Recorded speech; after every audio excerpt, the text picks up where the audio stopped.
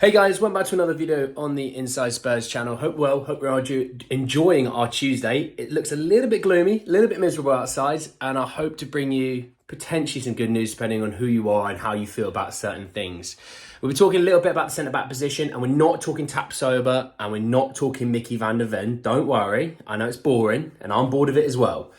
We'll also be talking about the midfield situation, as well as talking about how a different Premier League club can affect our midfield situation as well. And we'll also talk a little bit about potentially Kane's number one replacement. And it's not Ivan Toney, who I think it should be. But anyway, we'll jump straight in. Now, by the way, guys, I've just come back straight from the gym, all right? So don't blame me. I just wanted to get this video out quite quickly before I need to go and do other things, all right? So don't shoot me for it, okay? I promise I will look after myself afterwards, all right? I will shower. Anyway, let's jump straight in. So this came from Alistair Gold. Obviously, Alistair Gold very much in the know of Spurs and Spurs rumours and all the gossip that goes around the club. And he said there's a growing expectation Spurs will make a bid for Fulham's Tosin Adarabioyo as one centre-back arrival. However, with other clubs interested, it is a situation that requires them to move sooner rather than later in this window. The player is understood to be keen on a move to Tottenham if the move does arise. He's also an appealing player as well because he would count towards the homegrown option for Spurs this season. So if you're not aware, just really quickly on the homegrown situation, you have to have a certain amount of homegrown players and English players in your squad, in your Premier League squad. So you get 25 players. So it will obviously allow, if it's a homegrown option and a first teamer, it allows you to carry another first teamer who's not homegrown, okay?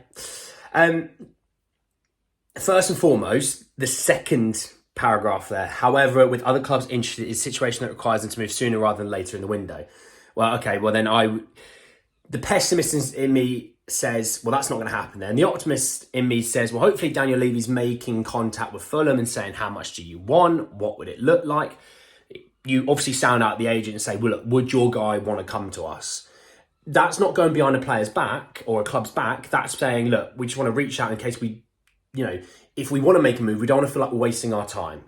It's like if we went for, prime Lionel Messi and we were like, look, Barca, we're going for him, all right? We want him. And us going to Messi and going, Messi's camp going, so we've got a bid agreed. You're coming to us. And he's going, no, I'm not. You see what I mean? You have to find out from the player's agent, would he be keen on coming to our club? He would be. Right, let's speak to the club. Let's see if we can get a deal sorted with them and we'll get a deal sorted with you as well, all right? The pessimist in me thinks it's not going to happen. The optimist in me thinks, hopefully it does. The realist in me thinks he's probably not going to sign with us. He's probably going to go somewhere else, right?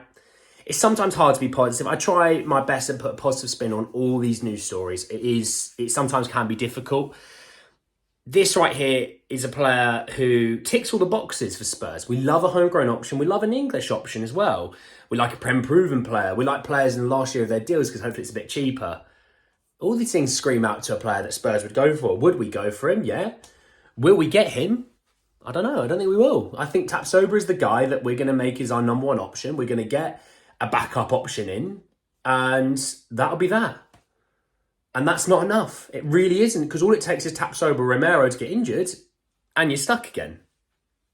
So there's that. Just really quickly, there was reports out from France that Marseille are going for Longley. Okay, just an FYI in case you wanted to know a little bit of Longley news. I did see that. I'm not going to spend any time on it, all right?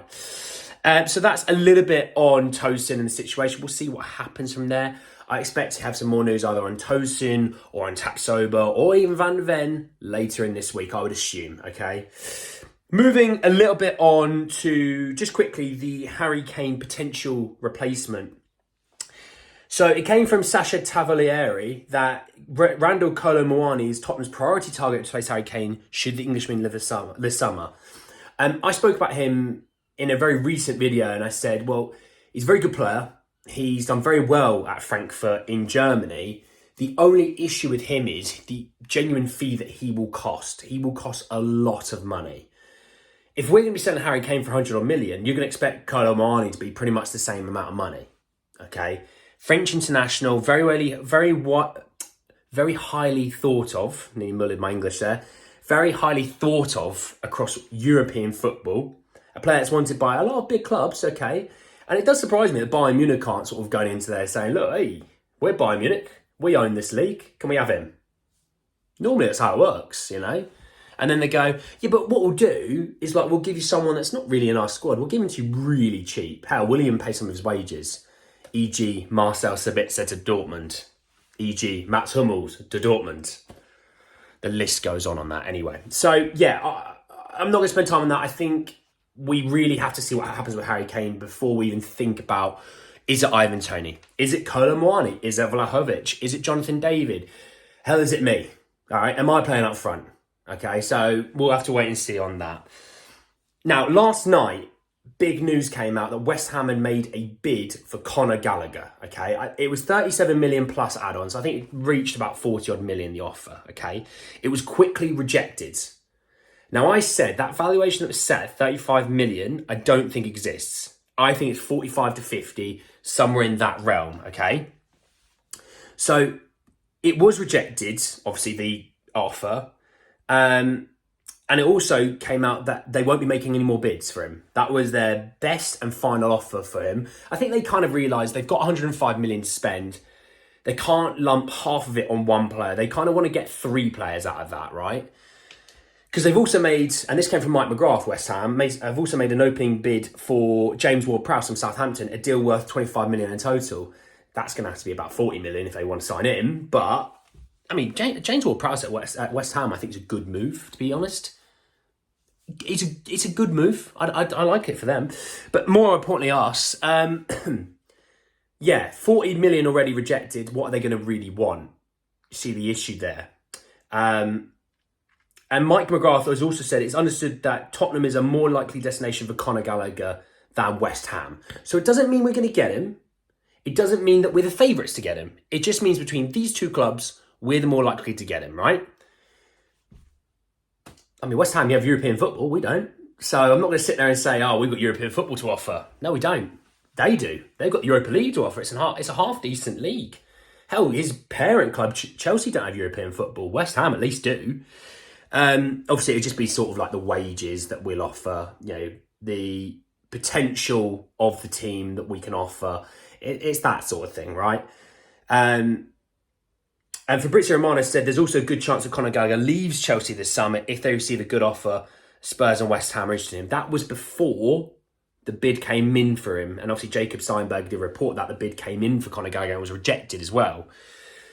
So I think the bid will probably have to be closer to 50. And I think, like I've said all along, if it's 30, 35 million, I'm all game for. If you start to reach the 45, 50 million mark, I can't really agree with it personally. I know English tax is a thing. You have to add on 10, 15 million as it is.